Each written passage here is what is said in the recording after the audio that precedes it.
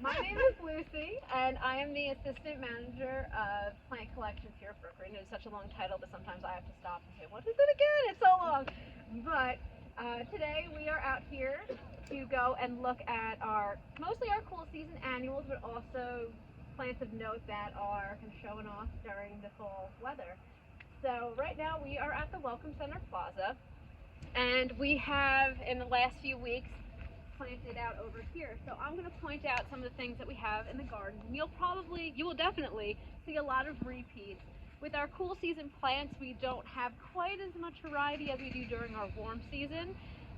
So you will see a lot of the same plants throughout the garden. So we'll start over in the back. And here we have foxglove. So right now it's not super exciting, but in the spring it will get long spikes of flowers that probably get about so high, and you'll see different colors throughout the flowering period in the spring. But right now we just have foliage. This is what we call a true biennial, and what we mean by that is you probably heard annuals and perennials, but this is a true biennial, and what that means is in its first year of growth it is just foliage. It's a foliar rosette. And then it needs a cold period, which in our case is winter, and that's its vulneralization period, in order to set its flowers. And then in the spring, it sets its flowers, it's beautiful, and then it dies. So sometimes people ask and they say, well, is a biennial closer to an annual or a perennial? And I always say, treat it as an annual, because once it flowers, it dies. You can have the seeds reseed throughout the garden. Unfortunately, when it comes up, it looks a little weedy, so a lot of times it gets pulled. But for the most part, our cool season planting, we treat all of these as annuals because we have a finite amount of space, and in heavy display areas we want to keep it looking really good all season long. And while a lot of these plants could survive in the summer, they would just not be happy. They like the cooler weather, and the heat that we get in the summer is not their cup of tea. So we also have these plants over here. This is wallflower or erysimum. We have these, which are calendula or pot marigolds. We have Dusty Miller. We have Centaurea or bachelor's button or mountain bluette. And we also have mimulus or monkey flower. Now I want to point out, because if we were to pretend that we didn't have these very big daisy-like flowers on this calendula, and all we have is foliage, which in some places that's the case, the calendula and the Centaurea can look really similar. And I in fact made this error when I was doing my first tour, and I was corrected that I was wrong by our videographer over here. So I was glad that it happened, because then that meant I was not going to make the same mistake again. So if we were to just look at the leaves of the calendula and the Centaurea, which I'll also show over here, calendula, Centaurea, they look pretty similar. So I've told people the calendula is a little bit of a lighter green and the Centaurea is a little bit of a darker green. And while that's all well and good, if you only have one leaf, it's hard to tell which one's lighter and which one's darker. So the other go-to that I have is, if you pet your leaves, which in my line of work I do, you will feel that there are some hairs on here. It's a little bit hairy. And if you were to go and rub on the calendula leaf, it really isn't. It feels sleek. It feels like if you were to rub it, it would make a noise. So that's one way that you can do it if you don't have both plants. Centaurea is hairy, or our bachelor's button or mountain bluette, and calendula or pot marigold does not have hair on its leaves. So that's one thing we want to look at. So we'll head over to this other bed right here, because we have even more plants. So what we see in here that we didn't see in our other bed are snapdragons. And we have this plant over here, which is called Arctodus. And you can even come closer, Jimmy, so you can get some of these plants in those pictures. So I always love to talk about Arctodus because this is still a relatively new plant that we have used in our gardens. Probably a couple years ago we started using it, and it's great because even if it's not in flower, it has this silvery, nicely textured foliage, the color being kind of silvery, almost is akin to our Dusty Miller. But when it flowers, it gets these, I'm gonna pull one, I'm sorry, Allie. It gets these, oh, show the camera, but I'll also show you guys, you can pass it around. It gets these kind of sky blue flowers with a yellow center. It's really quite pretty, and kind of not what you'd expect. It's called African Blue-Eyed Daisy, and I had a volunteer email me because she was looking to find these, and we've come into a little bit of a conundrum because we encounter common names. And there's another plant that's also called African Blue-Eyed Daisy, but it's a different genus. So this is Arctotis, the genus Arctotis. The one she was talking about was the genus Osteospermum. So two different plants, same name, to make it a little bit confusing. But we really love this plant because we found the deer have zero interest in it, and that is a tall order for us here. We've had a lot of deer problems in the past few years, and I have the poetry garden, and what I generally plant in my cool season plantings are Swiss chard and this Arctotis, or this African Blue-Eyed Daisy. So they would walk right on by, wouldn't have any interest in even taking a bite, completely decimate our Swiss chard. But ignore this, and even when the Swiss chard was eaten down, still no interest in this. So I thought that was a pretty good vote of confidence for this plant. So that's what you can expect to see in this area, and you'll see it repeated throughout. And the other thing that I want to point out, which we've been working on, including more of, are our plant signs. Yes. So, yay! So I also just want to show our little plant sign. And I just want to point these out and explain a little bit more about what you can find on here.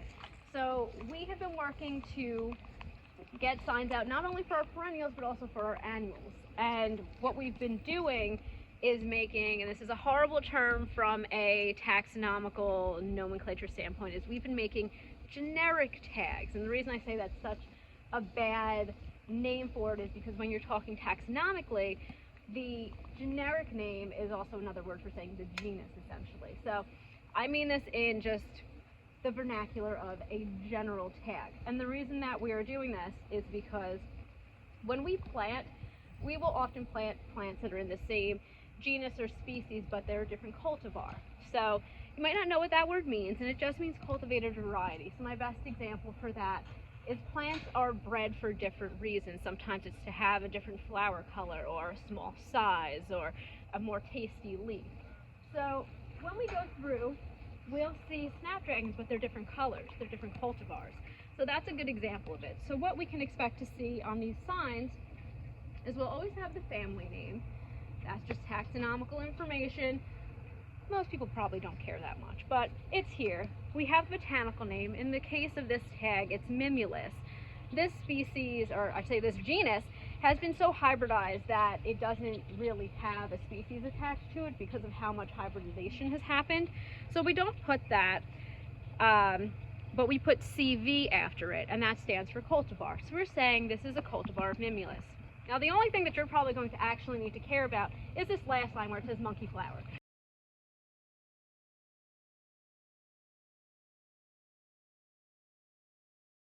At some camellias that are flowering, and some people are a little surprised, isn't this a bit early for camellias? Well, there are essentially two types of camellias, to put it very broadly, and we have our fall flowering camellias, or late fall flowering camellias, and then we have our winter flowering camellias. So this is a camellia known as Kanjiro, and it's starting to flower now. It's often thought of as a STINKO camellia, which is the well-known fall flowering type. This is technically a different species, but tomato, tomato. Pretty much it falls into that category of our fall flowering camellias. So yes, they are flowering. This is indeed a camellia. People again are a little surprised. One of the ways that you can tell the difference between a STINKO camellia, which we'll see once we get a little further in, and a japonica, which are those winter flowering ones, is the leaves are a little bit smaller on those STINKO camellias, and when we have our japonicas, the leaves are a little bit bigger. And that's all kind of relative when I'm looking up plant information to try to ID something, and it says, well, this leaf is a little smaller than that. I'm like, well, unless I have both plants in front of me, that doesn't really help me. But what is helpful is the Sasanquas do tend to have a little bit of a fragrance to them, and the Japonicas typically do not. So if you do have a little bit of a fragrance, which we'll experience when we're in the children's garden, you all see how it's a little bit different than those Japonicas. Let's keep going.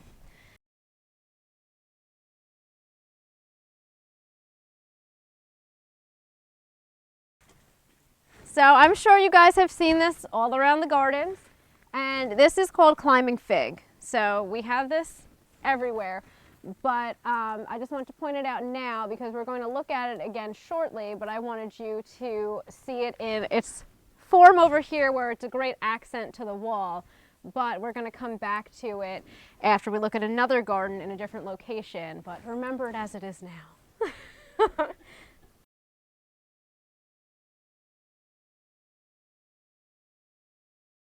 So we looked at the fig before, and we looked at the climbing fig, and that's all well and good, decorating the wall. But I want to point out this tree, and you might be saying, how did we get from fig to a dying tree? Well, we have an explanation for that. And the tree is not dying, it is in perfect health, better health than it was probably 6 months ago. But what I want to point out is you very obviously see all of this dead in the tree, and can be a little bit alarming. What's wrong? Well, this fig, while it's great on the wall, it can very easily start to spread, and it wants to grow up. So it found our tree over here, it grew into it, it had stems probably about as thick as my forearm, and it started making its run up the tree.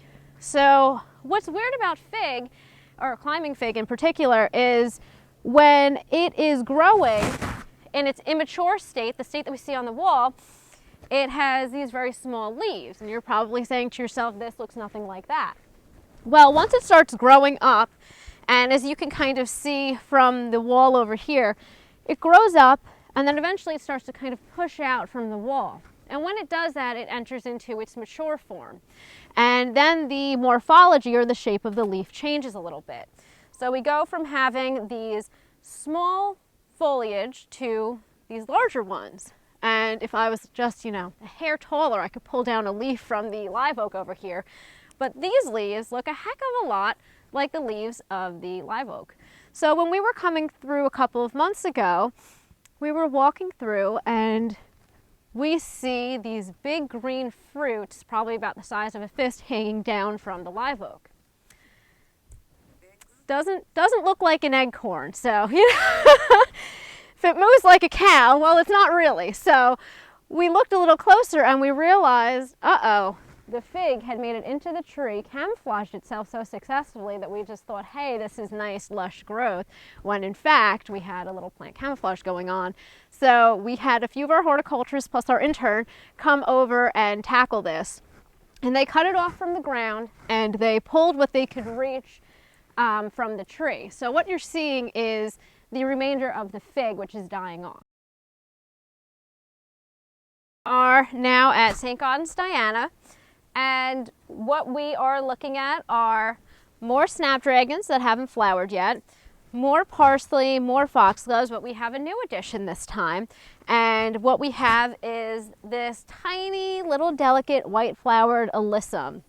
And I believe this is the only garden we have alyssum in, so this is a place to see it. But we have more repeats again, like we've seen through the gardens. So you'll see these different plants repeating throughout. And I believe we have the same plants also repeated over at the Muses. So we'll turn around, we'll head back this way to go and look at the old kitchen next.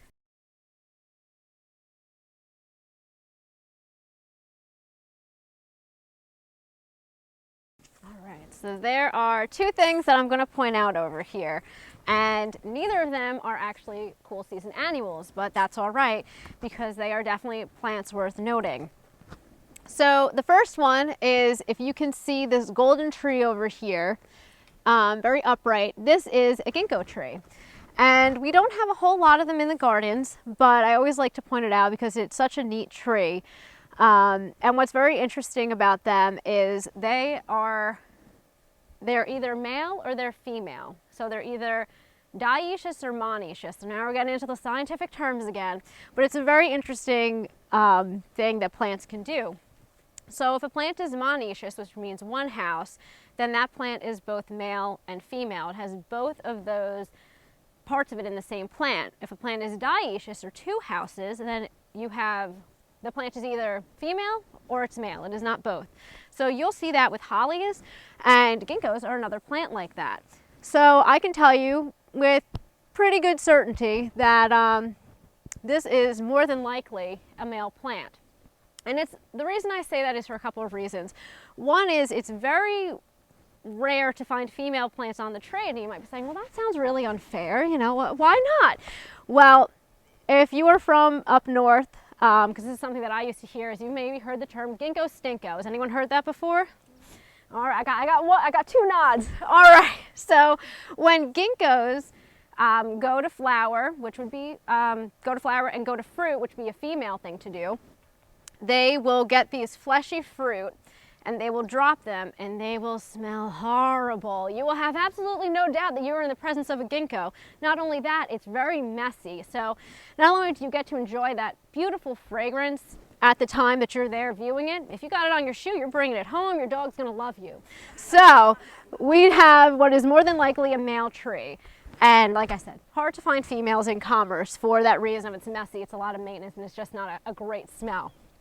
But the other thing that I want to point out here that is also very interesting is we have this plant here, which might not really look like much. This is Stachys caroliniana, or Carolina hedge nettle. But this plant only exists naturally in two stands in nature. One is over by Charleston and one is at Tamiaki Wildlife Center. So what happened was probably 3 years ago, Tamiaki Wildlife Center contacted us because they had one of these two stands of this plant. It is not known anywhere else in the world. So they said, we have it in the shaded area. We need to take down some of these overhanging branches because it's just something we need to do. But we're a little nervous that when we do this, we may end up causing half of the known existence of these plants to, take a turn. So before we do that, Brookgreen, can you come? Can you take some cuttings? Can you do a little experimentation? See how they do in different settings, and also, God forbid, if these plants go down, you guys have them too. So our greenhouse staff and our intern at the time went over there, got cuttings. These things rooted in, I believe, a week. Very fast rooting time on these, and I believe it was 100% success rate. So we've tried these throughout the gardens. We've tried them in shade, we've tried them in sun, we've tried cutting them back, and quite frankly, we don't know how they're not everywhere because they are very prolific.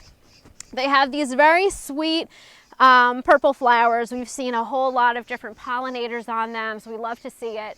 The one thing I would say is what we found is this is not a plant for an area that it can run endlessly. It definitely needs to be in a contained area because we've put in a few clumps and it just spreads like wildfire. So we do love to point it out because it is absolutely a native plant and one that you're just not going to see too often.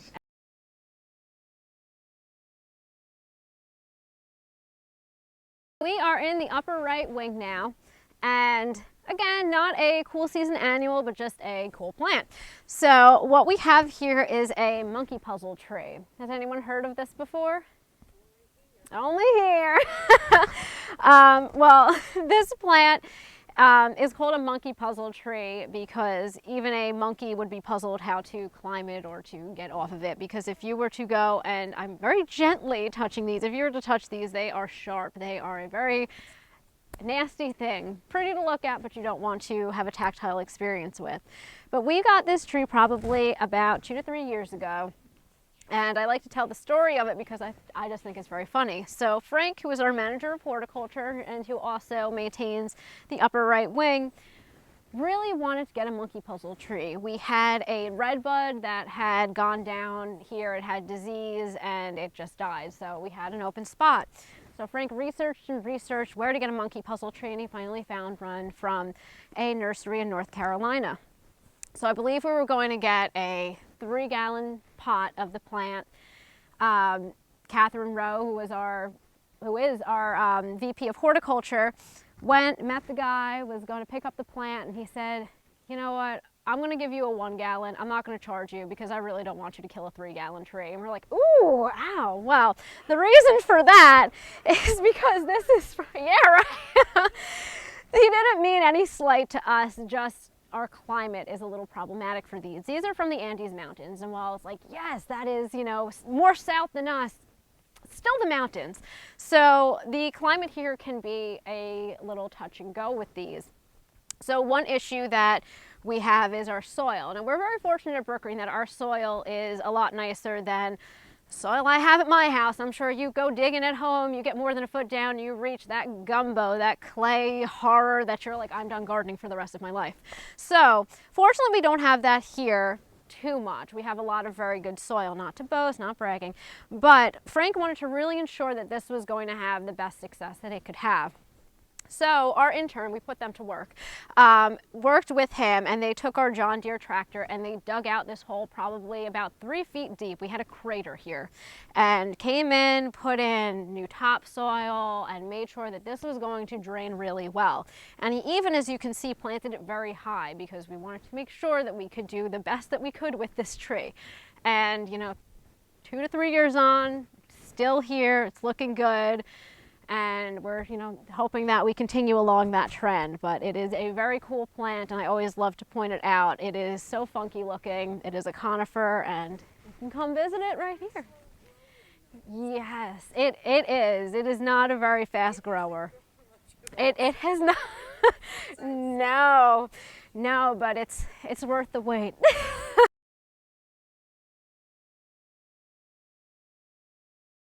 So we are in the poetry garden, and what we have planted in here are a lot of crepe myrtles, but we also have been, in the last probably 5 or 6 years, we have been incorporating roses into this garden. And I like to give a little background about the roses and what we're doing in here. So essentially we use these roses in a kind of trial basis, and we're not affiliated with any trial, the International Society of Roses, I wish, but we are seeing what works in our environment.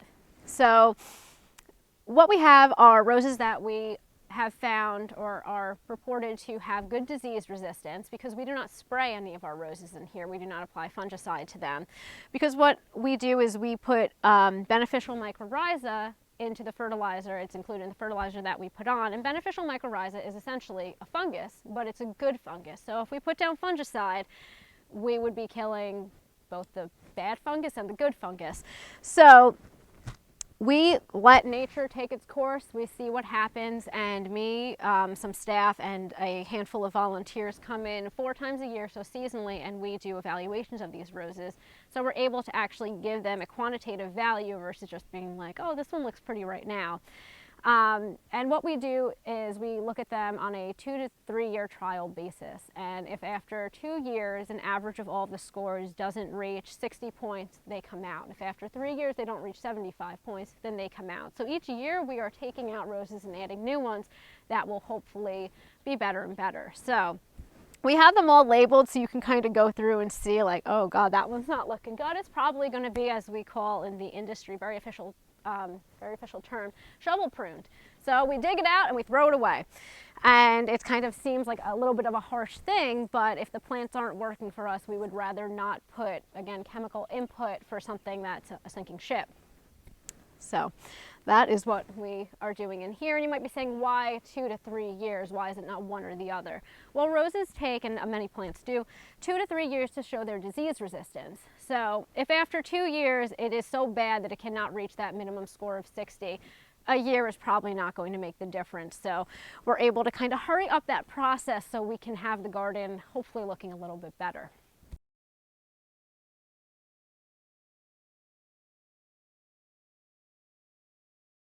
So, excuse me, we are in the children's garden now, and I want to jump back to camellias because half of you are underneath one. And this is what we were talking about with the STINKO camellias, another of those late fall flowering types. And if you take a deep breath in through your nose, you probably notice that fragrant air, and that is from our STINKO. And that is, as you're able to experience it now, you can see that this camellia has a bit of scent to it, which we do not typically find in our japonicas. If you go to the camellia walk in the winter, you will find one called Cinnamon Cindy. It's not a japonica, it's one that's been so hybridized that it's just botanically called Camellia Cinnamon Cindy, and that one has very fragrant flowers as well that I highly recommend you check out.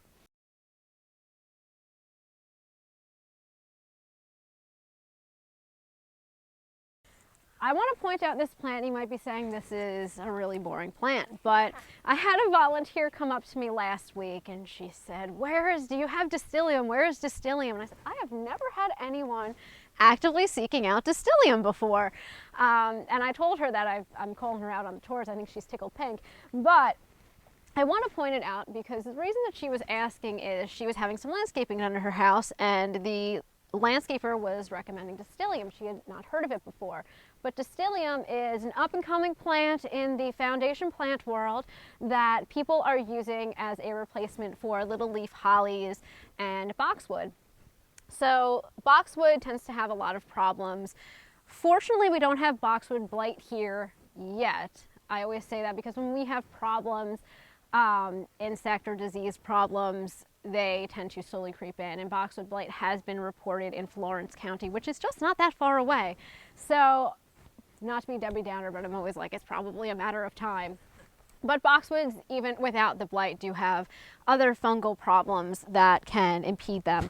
So Distilium has been touted as a great alternative, and you can shear this so it's not quite so unruly looking, but as the industry is, transitioning a little and changing, you will probably see more of these Distilium around as people's foundation plantings for houses. So, meet our new friend.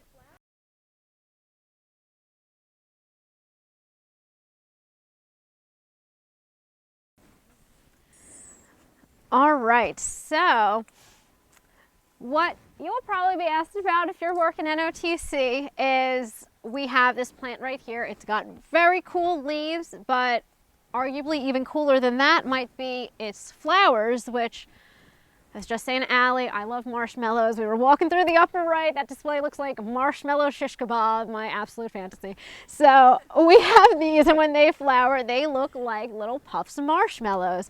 And this is Fatsia japonica, or Japanese Aralia, or Japanese Fatsia.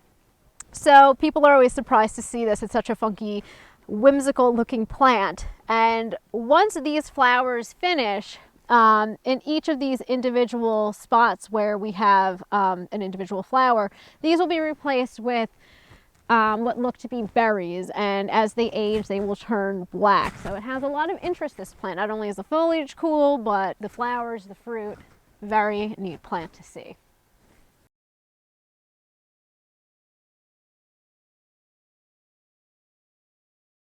We are in Oak ALLEE now, which I'm sure everybody knows because it is pretty much, I think for most people, the image that is conjured up when you think of Brookgreen Gardens. You think of the gardens, you think of these very majestic, mature live oaks.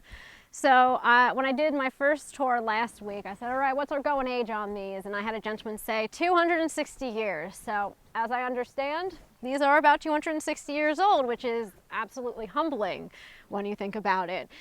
And one other thing that I want to point out on these, or actually two other things that really goes with our postcard of the South, is we have our live oaks, we have our Spanish moss on here, which is botanically known as Tillandsia uthneoides, which is a mouthful. But these, the Spanish moss is actually an air plant. And a lot of people will ask, we get a few questions on these, and one of them is, do you guys go and put the Spanish moss in the trees? We do not have time for that, no way. So this is all naturally occurring, and the Spanish moss, it has few but very superficial roots, and those roots are pretty much just made to hang on, and they are not really absorbing any water or nutrients or anything. They just get that from the air, so that's why they're air plants. The other thing that you will notice on here, and it's not too pronounced because, you know, we've been going in and out of droughts all year, but we have on here something called resurrection fern. And that is such a neat plant because if you are not familiar with it, if we haven't had rain, it looks like just brown on the trunk of the tree. And you don't even necessarily notice it because it blends in, but after it rains, you cannot not notice it. These ferns, it almost seems like they come back to life, and they are just rejuvenated by that rain, and they are a vibrant green. So it is, like I said, the postcard for the South. The live oaks, the Spanish moss, and the resurrection fern. It is perfect. We are in the White Garden now, and this is also known as the Diana Pool, and something that I always do with tours when I have guests who haven't been here before is I like to play Count the Dianas because we have so many. But so we are at the Anna Diana. Oh my God, I never put that together. We are at the Anna Diana Pool, and we are looking at the freshly planted White Garden. So I'm going to let Allie tell you what the plants are here, and then I'm going to tell you some other kind of fun facts about the White Garden. So take us through. So we planted some foxglove, which are going to be white when they flower. We have the bicolor purple wallflower here again, the dusty miller again, and we put in some triple curled parsley in the front for some filler. Awesome. All right. Hooray, microphone. So, something that I always love to point out is we have in here some of these palms.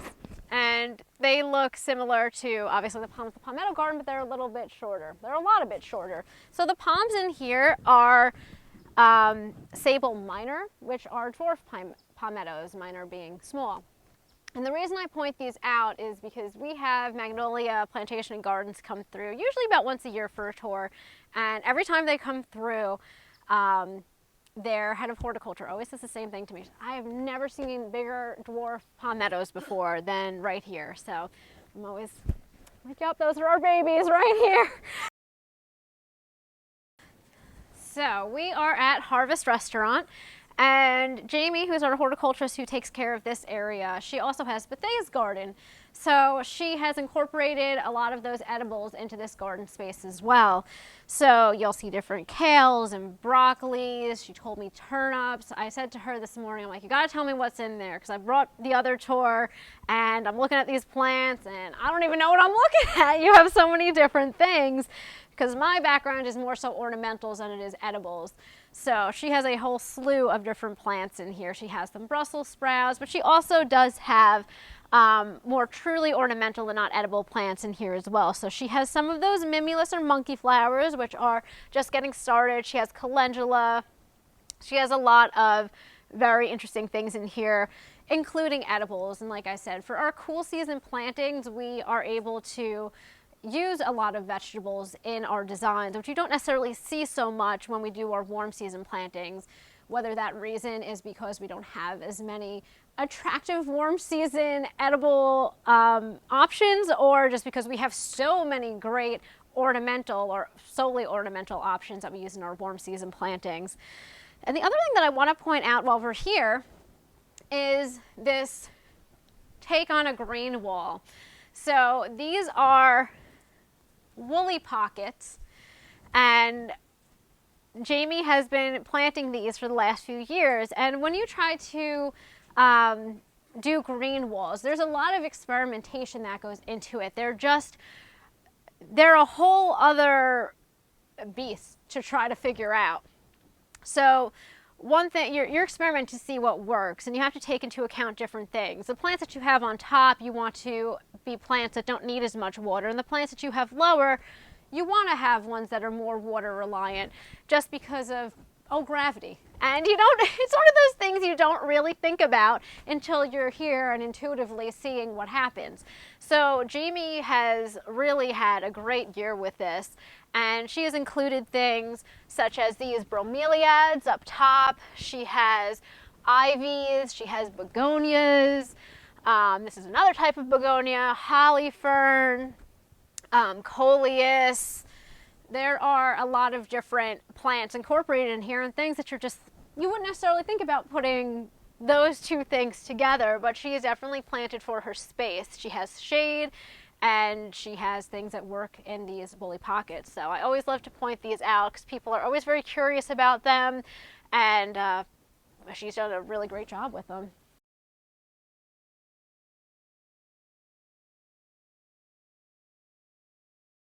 We're in the palmetto garden now, and a lot of you guys probably know that already, and it makes it very obvious because you have sable palmettos, or our state tree, the palmetto, everywhere. But we are going to look at our cool season plantings in here, and we have a couple of familiar faces. We have more Dusty Miller down the way, we have some Centaurea a little further in, but we have a few new ones. So this flower over here, this plant is a dianthus or a carnation. It's called super pink, and I know Phyllis knows it well. When we had Tony here, who had Bethé's garden, and she left at the beginning of this year. She owns Parlor Donuts, very good.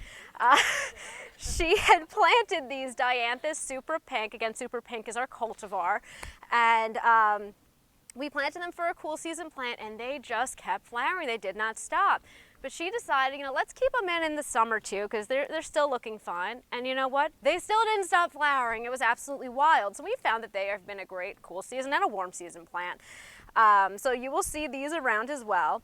We also have this plant down here that's foliage. It's got green leaves and it has red pronounced veins in it. And this is Rummix, or Bloody Dock. I know it's a little bit of like a scandalous name, but you can see with the veins in there, it's kind of warranted. And this is kind of the start of us seeing some use of edible plants in the cool season landscape, and we do use vegetables. Yeah. Your rabbits, yes. When we have plants in the gardens, especially edible plants, you are going to find that your rabbits, your deer, they thank you. They thank you for their bountiful feast. So that is something that we do tend to deal with. But this is an edible plant. We had some at plant sale, and I was so excited I got some because we have a cultivar that pesky word keeps coming up called raspberry vinaigrette, and I think we have some in Bethé's garden. And it's supposed to taste like raspberry vinaigrette dressing, but people have told me, you know, it's a little sharp, it's a little spicy. I'm a lot bit afraid, so I'm still like, it's in my garden, but I haven't eaten it yet. But yes. Is this also called sorrel? Yes. And that's the thing, we use common names, and they can be a little bit confusing or misleading because we have so many different common names, and regionally we have different common names. The example I love to give is back up north we have a very common houseplant called a snake plant, but in the south it's often called mother-in-law's tongue, which is just a little bit scandalous. But that's why those common names can be a little bit difficult. So people sometimes ask, oh, is this also known as this plant, or is it this? And I'm like, well, I mean, that might be one of the common names. But yeah, sorrel is one of the accepted and widely known common names too for our Rummix or dock. The other thing that I want to point out on our edibles in the ornamental landscape is we do have some parsleys that you'll start to see around. So this is one of them. I believe this is the triple curled parsley. Okay, so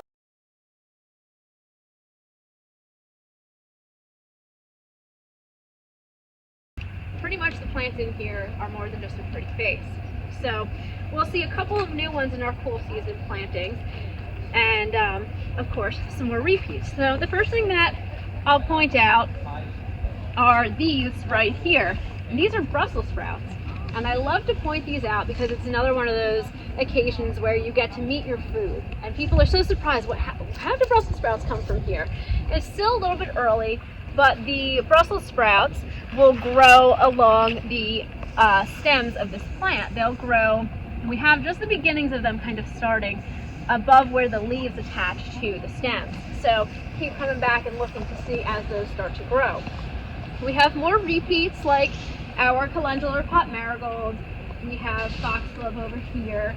Then we'll hop over to our other bed.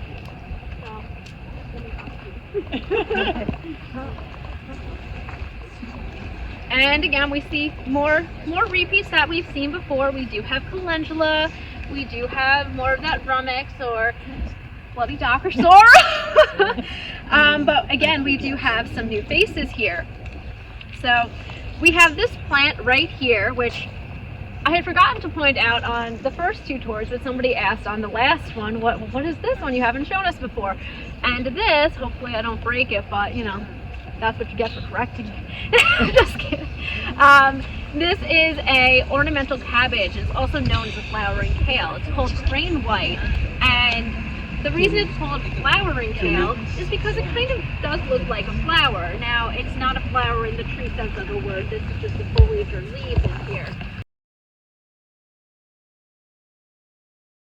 And then this is our last garden area that we're going to look at, and then I will set you all free. And this is Anne's garden, and this garden is maintained by Catherine Rowe, who's our VP of Horticulture and Conservation.